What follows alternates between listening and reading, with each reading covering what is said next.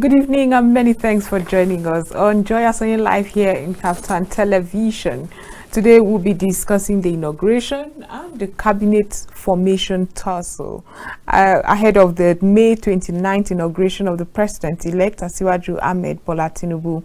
Many names and unverified lists have been tipped to be part of his cabinet. This might be one of the toughest jobs he has to face so far, as pressure continues to mount for him to consider several parts of society in his cabinet. However, he has been maintained and hammered severally that he will be focusing on competence above all else. But would that mean that he will set aside those who worked assiduously for his emergence? And you know, the normal in Nigeria, the normalcy in Nigeria is to give compensation, or what they call the reward system. Is he going to set all that aside for competence? That's what we'll be discussing on today's edition of Joyasonyelive. And in the studio with me this evening is Honorable Dauda Adamu. He's an APC chieftain, a member of Asiwaju Shetima Presidential Campaign Council, and the National Director, Special Duties of the APC Integrity Movement. Thank you so much for being part of the program. Thank you. It's good to be here.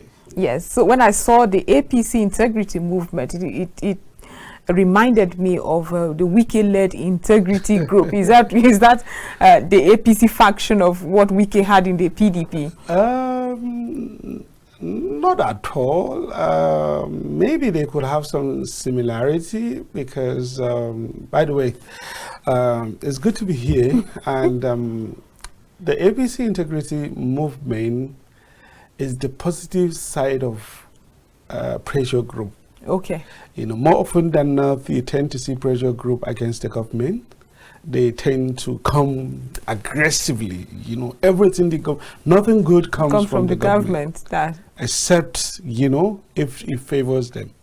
But for us, because we are an affiliation of the political party that is the All Progressive Congress, which is the governing party we have at the moment. So our focus is to support, not to antagonize. Okay. We were to identify. That's areas. Like day and night from what Wike did with the PDP. You know, I don't know. Whatever it is Wike had done, it was a strategy that actually eventually helped the APC. So, I mean, he's one of the people that Nigerians should be celebrated, because as one of the heroes of the 2023 election, because he stood for what is right, and what is right might be different from depending on the angle you're actually looking at. Exactly, depending on the angle you are in. I mean, if what is right, if you were in the PDP right now, would not say it's what is right. You will not call Wike. You will not say Wike did what is right. Nigeria is a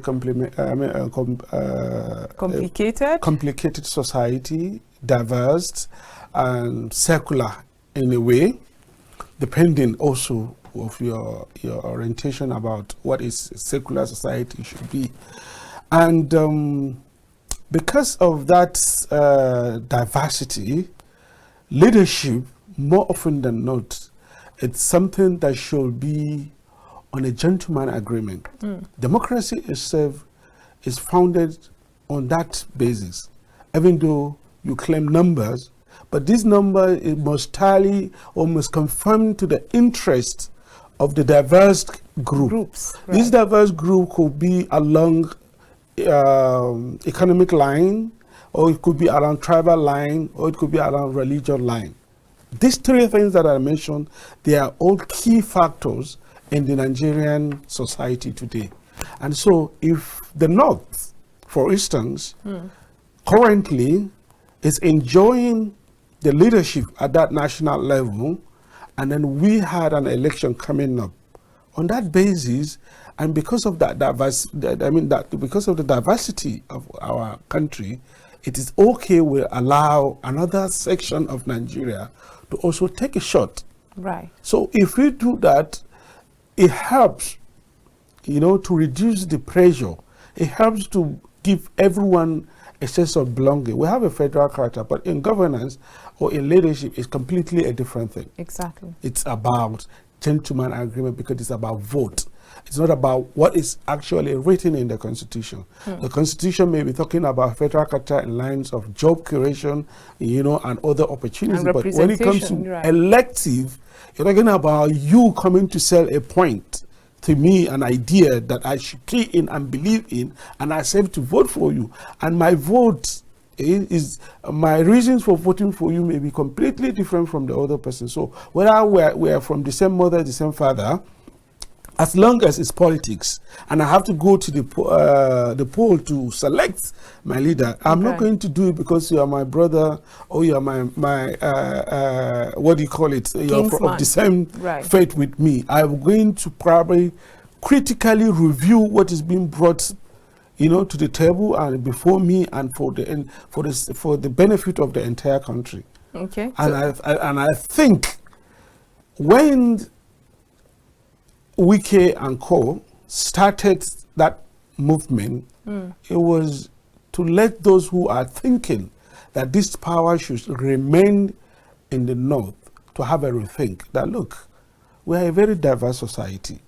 Irrespective of whether we belong to the same political party or not, we don't care whom you select from the other section of the country. However, allow them to also take a shot. And Wike was a leading voice in that, and the Asonye team and each and every one of us in the APC who believe in the same ideology as his, we will celebrate him. And that's why today we have a brand new president-elect from the South. And I think irrespective of the outcry, Nigerians are happy with the fact that the progressive governors, alongside Wike, you know, stood their ground and ensured that that gentleman agreement is respected and that power is shifted to the South. The South is vast, it's large. You understand? There is Southeast, South-South, and Southwest. However the South want to decide, let them decide. But give us somebody to the South. From the South. There were also arguments in the build-up of that elections that Asiwaju had picked a running mate that is a Muslim. And there were people who felt offended by that. And I remember it's some part of the APC agitating. I remember, I've forgotten his name right now, who also led the Christians of the North, because the Northern Babachere, yes. Who led the Christians from the North to say we stand against this running mate who is Muslim as well. The Christians should have been considered. And I remember chieftains like you, the APC, who thought that was anti-party. You should learn to understand where it's going. Exactly. So if roles are reversed now, where Wike was a strong force, like you mentioned earlier, I was listening carefully when you said it was a strategy that Wike used to push forward that which he thought was unfair to people in the South. So did you think Babachere was doing the right thing at the time when he was standing against the same faith ticket? Okay, so the issue of the faith ticket or the Muslim ticket had been debated time to that number. Right. And I was also a leading voice in that debate. I appeared in Arise TV, you know, around that period, and my point was very clear. In Nigeria, as I said earlier, on this gentleman agreement, it is between South and North. And now, remember, in the South, there are dominant religions, yeah? Just like in the North, where though you have a more visible religion than the other, but we have citizens of Nigeria of southern or extraction that are also of the same faith with some of their counterpart from the North, vice versa. So you have a component of the Muslims from the South, you also have a component of the Christians from the North, as it is also in. So, and religion is a factor. However, politics, we tend, as it has always been in this country, it is about the section of the country, not about what you practice. If you are an idol worshipper, I don't know, the Nigerian constitution did not discriminate against you. So why will any other person discriminate against you? If I have a different diversion view because my faith, has prescribed for me how to, live my life, that is personal, right? Asuwaju Ahmed Bola Tinubu, by accident of birth, he is a citizen of Lagos State, a very economically viable state. And then with also that number, that population, that when you're talking about politics, those are the things you bring to the table. Right. Right? His faith is a factor, however, but he came from the South. And our argument is let it go to the South. And not necessarily what the person practices. What the person practices. Right. And then on that basis... Do you think basis, Nigeria is ripe, though, for us to do away with it? Because in the talks about the cabinet that he's going to form, we're also hearing pressure here and there, and talks about how it must be balanced. We must now see him getting Christians or just for religious balance. You see, the religious balance is an interesting factor that people are looking at. But what we keep reiterating to Nigerians is that when we sit down on this basis, on this gentleman agreement, we talk about the South and the North. We don't talk about the Muslims and the Christians, right? And now what is given to the South, let them decide what they want to do with it. What is given to the North, let them not decide what they want to give it, what they want to do with it. And in that manner, they decide to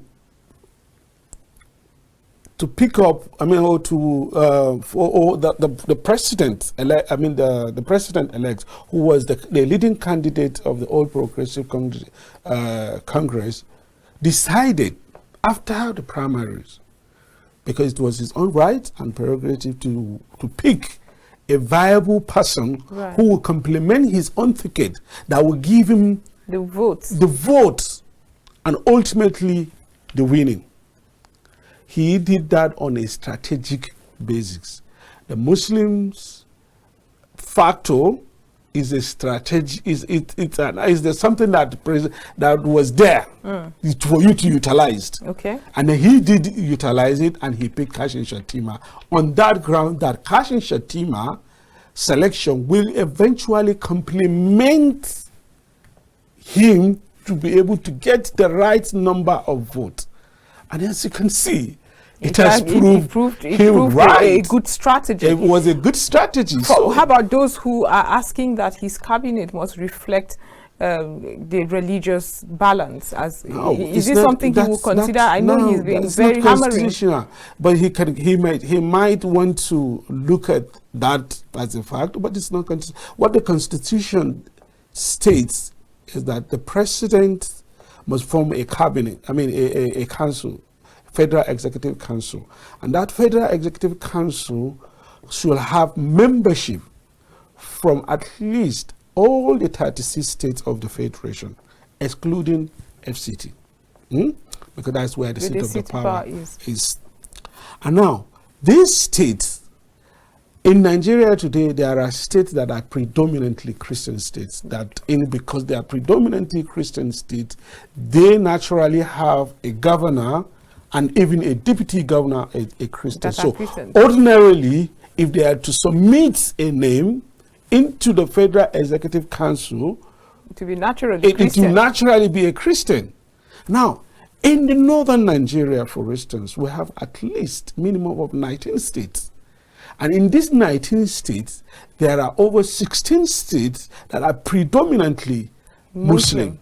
And some of them, you see, based on the gentleman agreement, you find, for strategic reason, you find that the governor a Muslim, devised a Christian. Despite being dominated by the Muslim. But you could go to the core north where you find the governor and his deputy are both of the same faith. And so if we have 7 states of a core north state, right, bringing in a nomination that is from their own state, you're likely to have 7 ministers of Islamic faith already.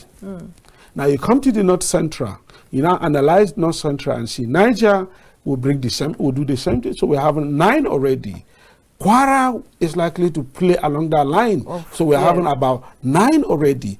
Kogi, you understand, is likely to also follow the path of Kwara. So we're having 10 already out of 36. 60. Now you will now come towards what do you call it? Northeast. Borno will do the same thing. Yobe will do the same thing. Adamawa might or may not do the same thing depending on the strategy they have. They use. Taraba might or may not do the same, depend on the strategy they put in place. What do you call Benue is likely to give you a Christian. So you see, from the north already, you already have one possibility of a member of the cabinet that is likely to be a Christian, coming from Benue, coming from Plateau, and then the remaining 16 are likely to submit Muslim names. That is not. Now, what is the difference between the 19 and the rest in the 36? Goes to the south. You now come to Lagos, for instance. Lagos is likely going to, because already they have a Christian governor. Yes. They're likely to submit a Muslim name as a cabinet member, right? The same thing with maybe Osun State will do the same thing, even though PDP is in charge. But again, the leaders of the APC in Osun State are Muslims. Exactly. So they may likely submit a Muslim name. You go to Oyo State, you're like, so you see, it is not about balance. It is about just circumstance. Just the way the country is, right? And these things, I wish we have a lecture or some sort of orientation to allow everyone to have this understanding that it is always difficult to say you want equality on the basis of religion in a place like Nigeria. But you will try it, because every citizen of this country deserves to be treated right. Or to feel represented. It is a constitutional requirement, right?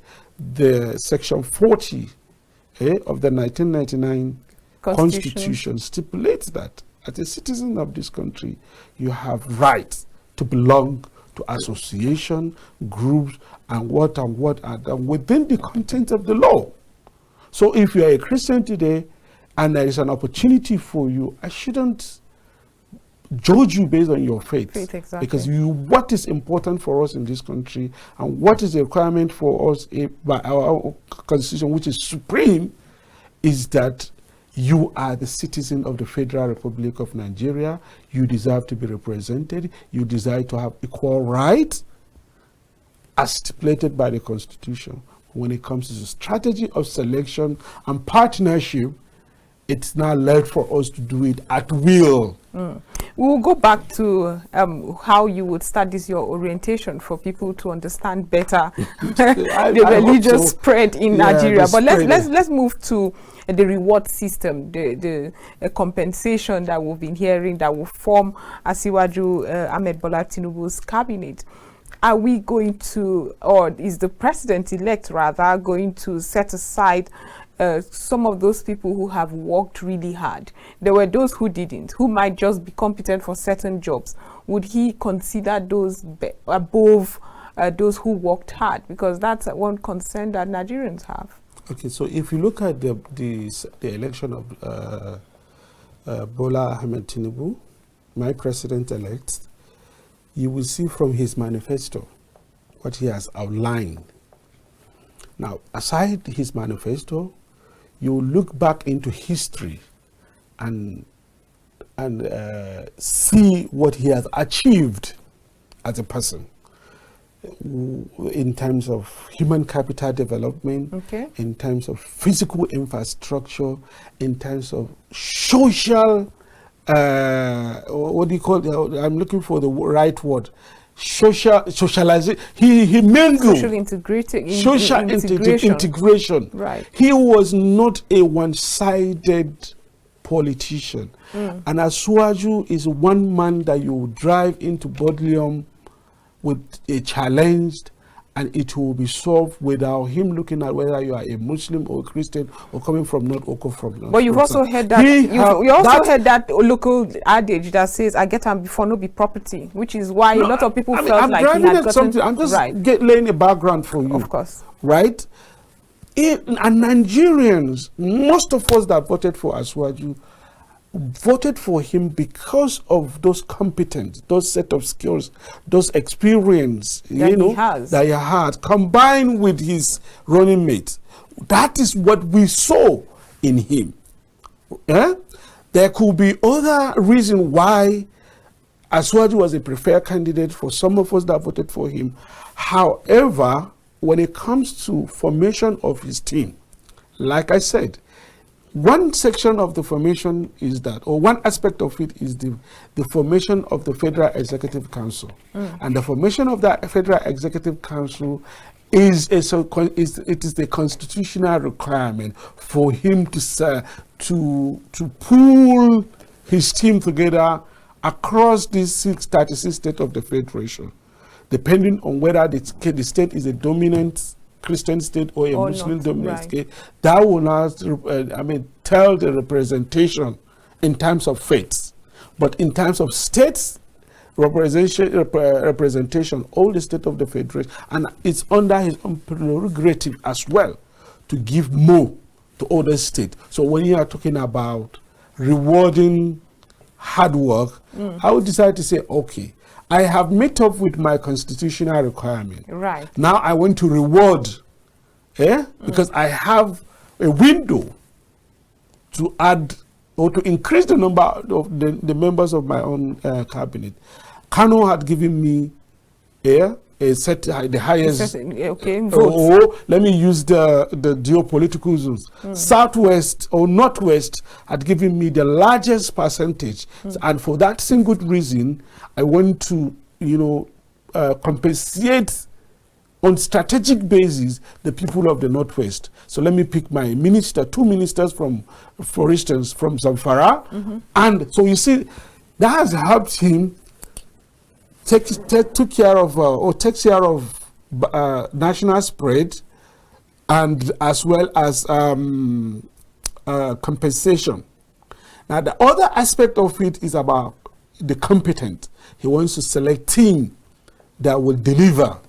In fact, whether anyone likes it or not, that will be what will be a major criteria for Asiwaju. What I am happy is that what he wants to do, that we have tons of people in the APC who will be selected on the basis of their competency. So you see, he will kill two birds with one stone. He will compensate APC core members who have worked for him, who are well educated. I'm educated. I'm a politician, a young politician. I have a first degree in banking and finance. Right? I have a second degree in management and finance from a British university in England. So top of my head, if he has to consider you now Ministry of Finance, I can tell. I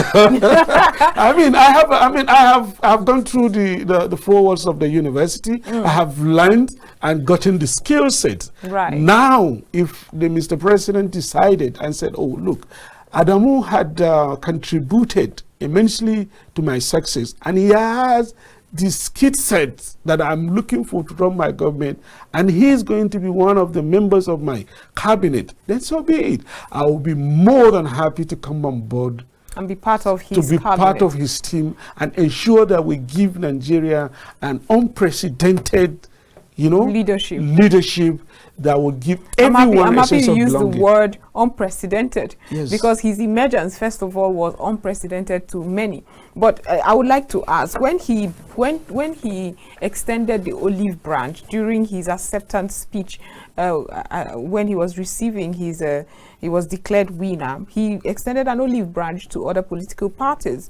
What did he mean by that? Would they also have would they also be considered? Okay, so is there something I want you to understand something.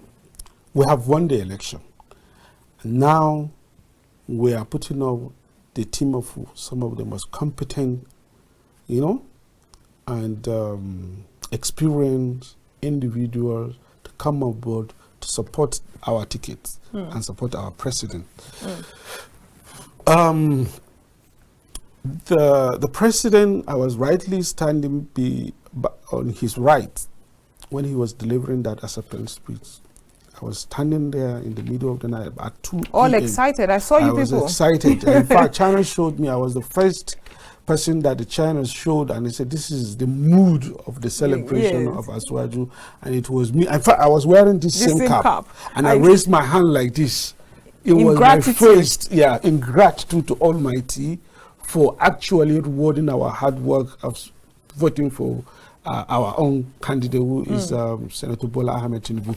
So, the government of national unity he mentioned is that, like I said, remember another thing again. Aswaju got votes from Nigerians, not from APC members alone. In fact, there were some APC members that didn't vote for us. I wouldn't. Do you understand? But again, the national election or the general election was the right. I'm tempted not to go. This thought trend you just opened up. No, how could you tell? No, but you may not. I mean, come on. We've been in this game for a very long time. We know. You can tell. You understand. Before the primaries, we had our differences and selection. I mean, selection process before the primary. We decide those were with Amechi, Lawal, Osibanjo and co. After the emergence of Aswaju, those who really believe that party is supreme at that material time ought to have come together and then follow us until the last minute. In your words, did they not? Because I know the president went trying to reconcile everyone. You see, when you look at the formation of the APC presidential campaign team, we had people from other political parties. And people were asking questions. Why did we bring in people who are not members of APC to be? Because Aswaju had built people across party lines, across religions lines, across tribal lines, and it was time for him to be celebrated. He has always been a kingmaker for years, fighting in the cause of democracy, and for the first time, he said, let me give a shot. It is natural that everyone who had benefited from him, from his wealth of experience and generosity, come on board. So when we talk about government of national unity, we are talking about those who belong to other party and yet, found us worthy, and voted for our own candidate, and we won. They will be rewarded in that line. Well, Honorable Dauda Adamu, it's time to call for a short break right now because, believe it or not, we've gone half an hour into the program. We'll be right back after this short break. We're still discussing the inauguration and cabinet formation tussle. We'll be right back.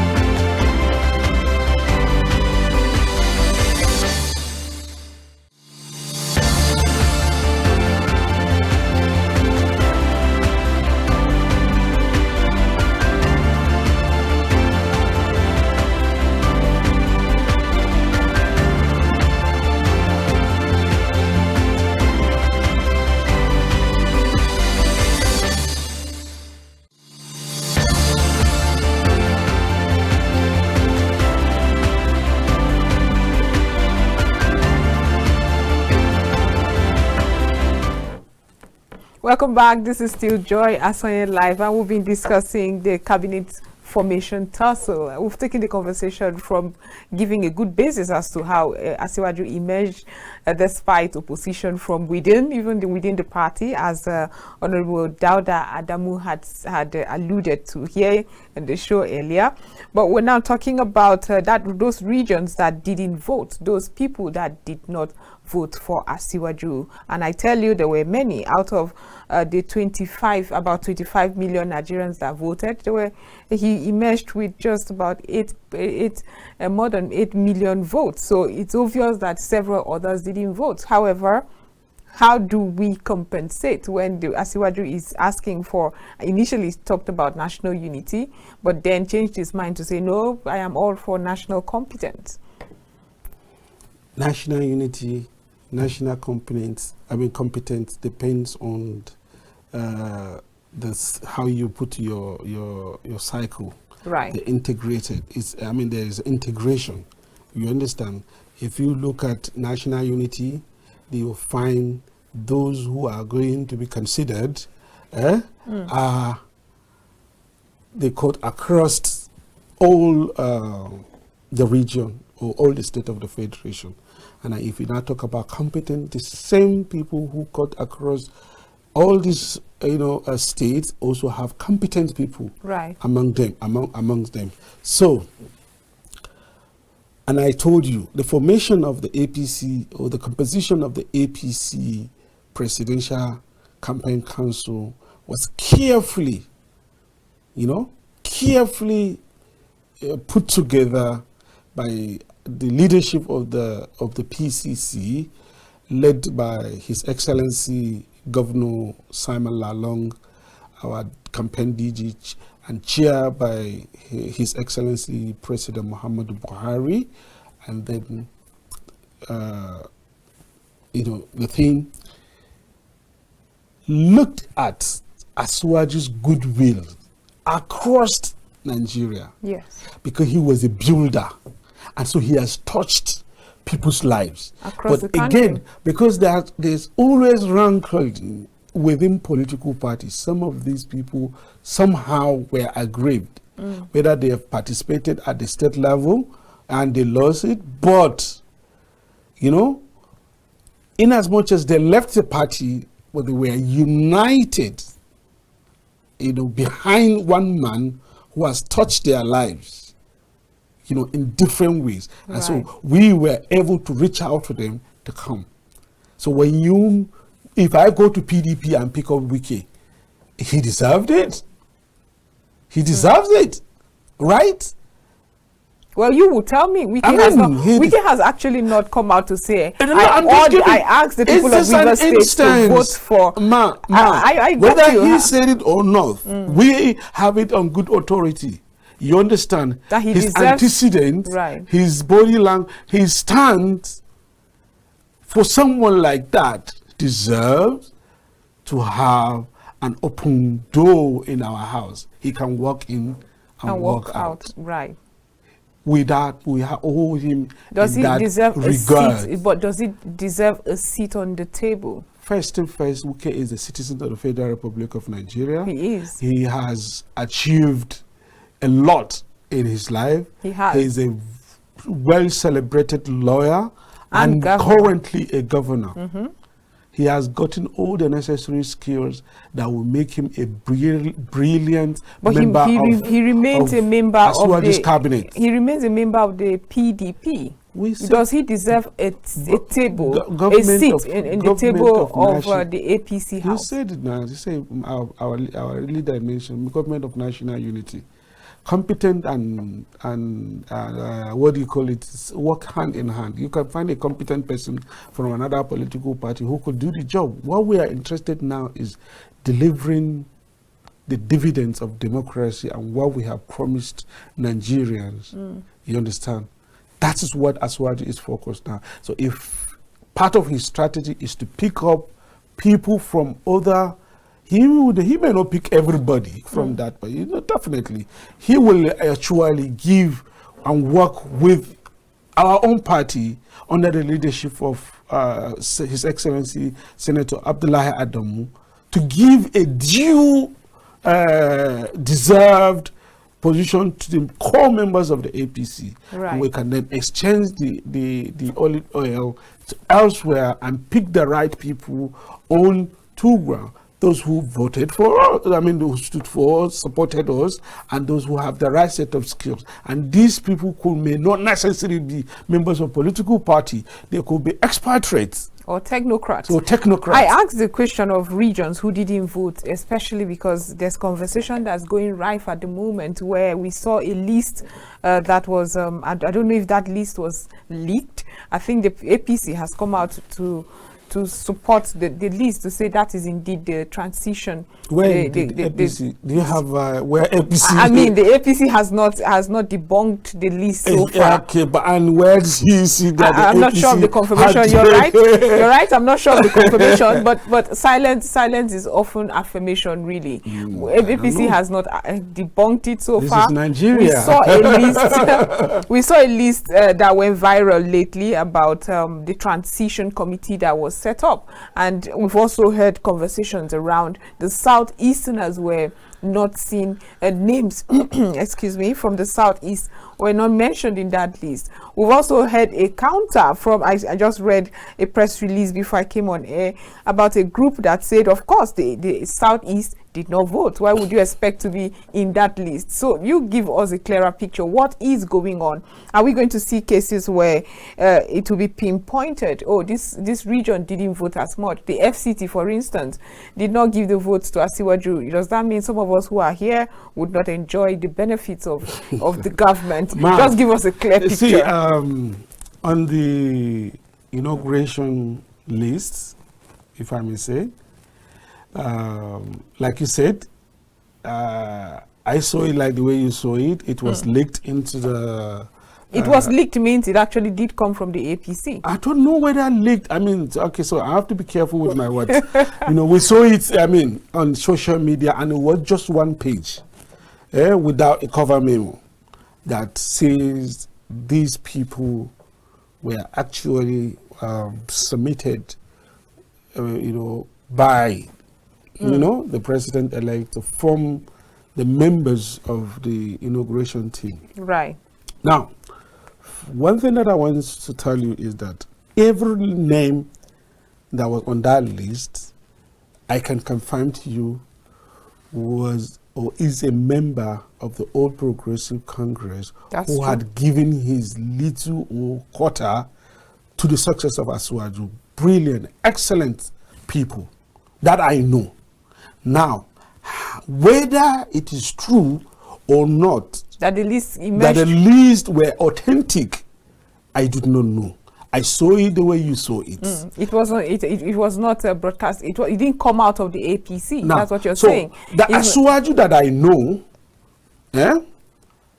that I follow, even before he decided to put himself, to the race, will be very, very generous with everything he does when it comes to leadership. Funny enough, I am one of the beneficiaries of Asiwaju educational transformation. Oh, really? Coincidentally, I moved to Lagos when when Asiwaju was serving in his first time. And on getting to Lagos, I found out that the school I left back at home from the north was not as viable as the one that I was actually meeting in Lagos. Right. So I took a decision with my family to demote myself, to start afresh. And my principal sat me down and told me, Adamu, you're a very interesting fellow. I like you, but you see, with the way things are going, Lagos is like a train in education, the speed ahead of other regions. How do you feel? I say, Mr. Principal, sir, I am okay with whatever decision you take on me. And I started afresh.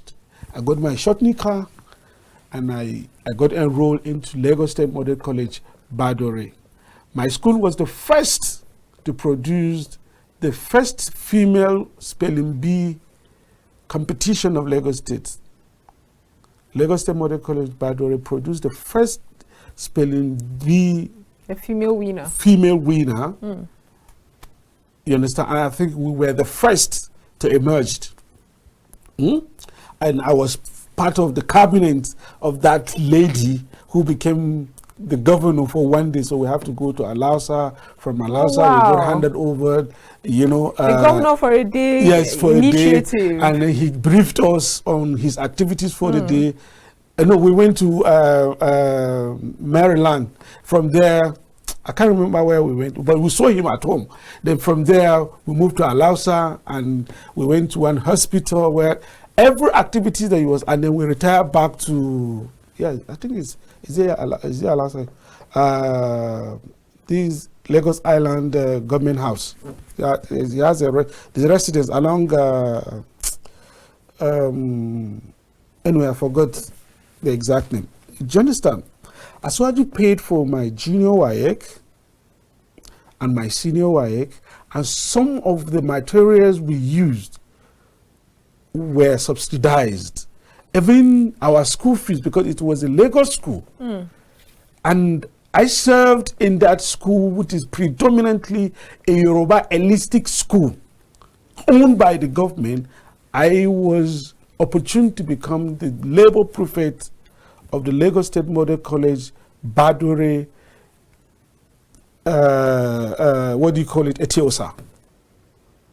That's the kind of Aswaju that you know. That I know. And so when, in my own time and adult life, I heard that an Aswaju is presenting himself to be the president of Nigeria, naturally.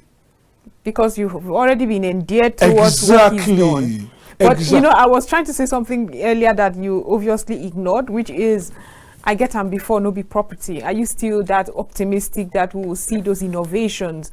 Like, I mean, he's 71 years old now. What? According to him. This guy is smart. He's intelligent. But he's 71. He's no longer the 50-year-old. How old is the president of America, if I may ask you, beautiful lady? How well do the Americans talk about their president? Precisely. Now we are now moving. I'm asking. We are now moving away from, you know, what do you call it, to a real world leadership, kind of leadership. Right. Because we have elected somebody on the basis of competence and his experience, not on the basis of his own age. And he is smart, intelligent, and focused, bold. A lot of people who talk about age, and I mean, when you mentioned the United States, I laughed because, I mean, we have institutions that you do not need to micromanage. That's why we are having an Aswaju on board to complement the existing institution that we have, so that we can ourselves to the real.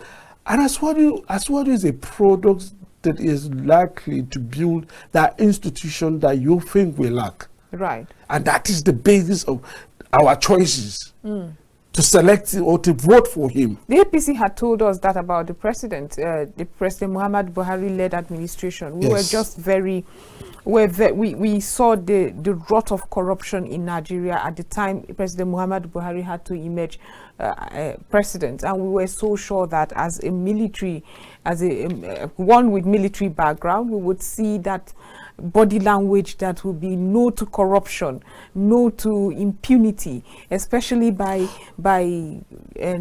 political actors, those that were nominated in his cabinet.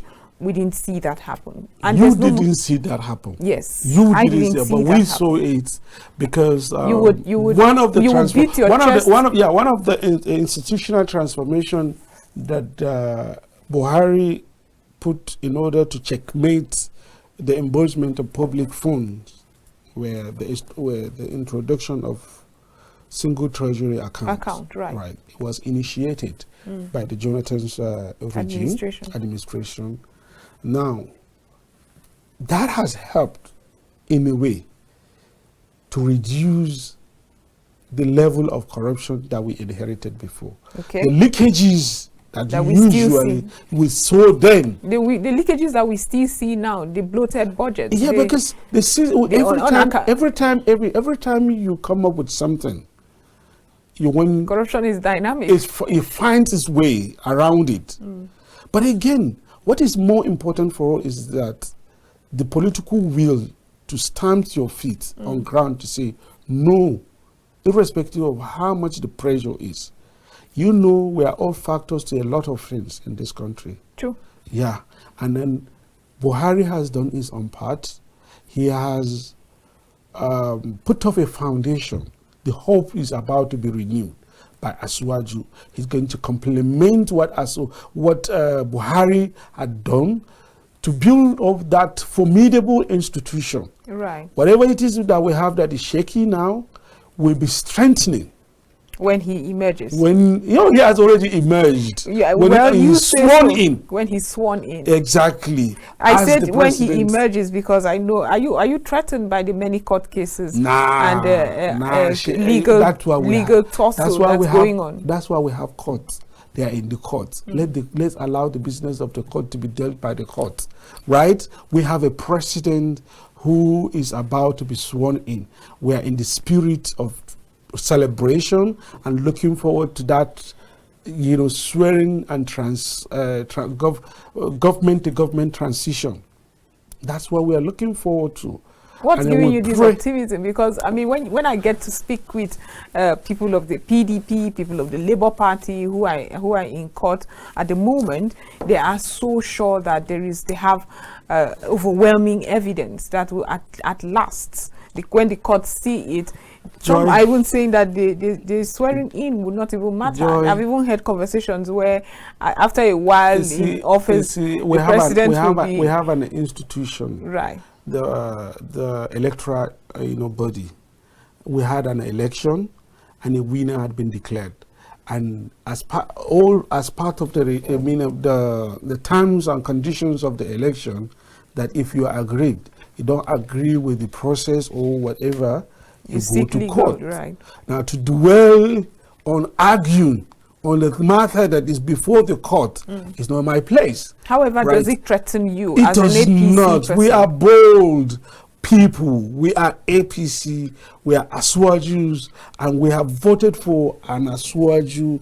We are looking forward to his emergence as the next president of the federal, as he's swearing in as the next president of the Federal Republic of Nigeria. And Asiwaju will protect that institution of the court, right? If it goes in our favor, we will celebrate more. If it does not go in our favor, we are Nigerians. We will do our distance and then, but I am telling you what is before me and what is in my mind and in the minds of those who are excited about the emergence of Asiwaju is his inauguration. Okay. And then, the team that he'll put together that will help us to deliver this mandate that we are sending on, mandate of the renewed hope.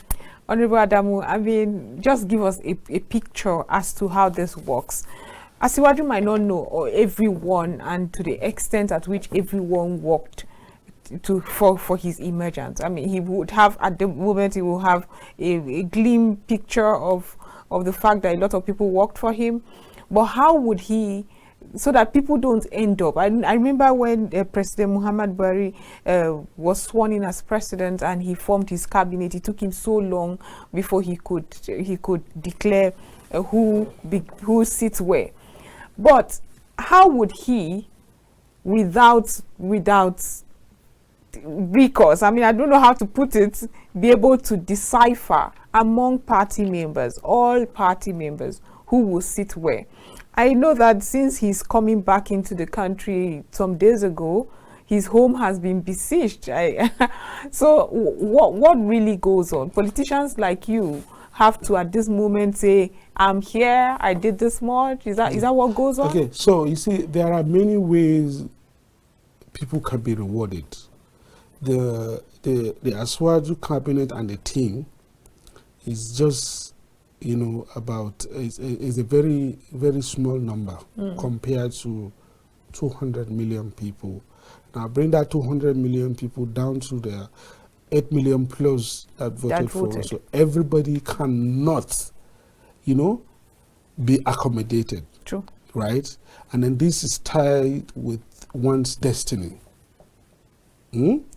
What is meant for you will be given to you, irrespective of what it is. So how do you get now, what is meant for you? Now, like I just told you, everybody cannot, but be rest assured, right, that Asuwaju will put off a team on that basis of competence, reward system, yeah, and national unity.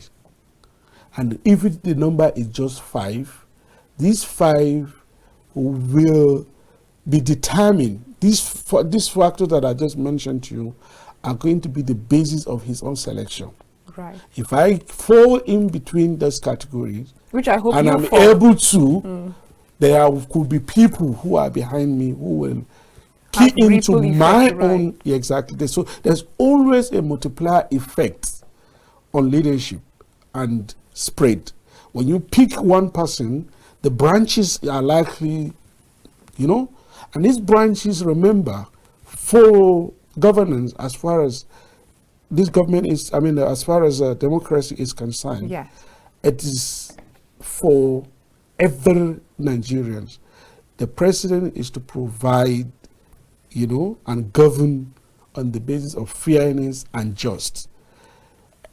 What happened at election is just election. Now it is governance, right, and is going to govern on that basis. And then remember, there are other organs of the party or other organs that are that will come together with the executive to contribute in the formation. So there could be people that will be recommended by the same, you know, people, you know, the party will be considered, will be duly consulted. The progressive governors will be the National Assembly members of the APC, both elected, you know, and serving will be, because the president and his own team will be. So you see, all these people will all come together with the president-elect. That's why we have a transition committee. Wow. And that transition committee, I mean, this is they Nigeria. have started their work long before now, and this is what they are actually working for us to have a perfect transition from one government to another, which is Buhari to Asiwaju Bola Ahmed. Honorable Dauda Adamu, thank you so much for being part of the program. I wish you luck. I hope you are noticed enough to be given that Ministry of Finance. I'd like to bring you back to discuss that when you emerge. Thank you. We've been discussing with Honorable Dauda Adamu, APC Chieftain, member Asiwaju Shetima Presidential Campaign Council, and the National Director, Special Duties of the APC Integrity Movement. Again, thank you for being part of the program. Thank you so much. It's good to be here. Well, this is where we round it up on Joyasonyelive, where this is it for the week. We'll be back next week with more. Do have a wonderful day.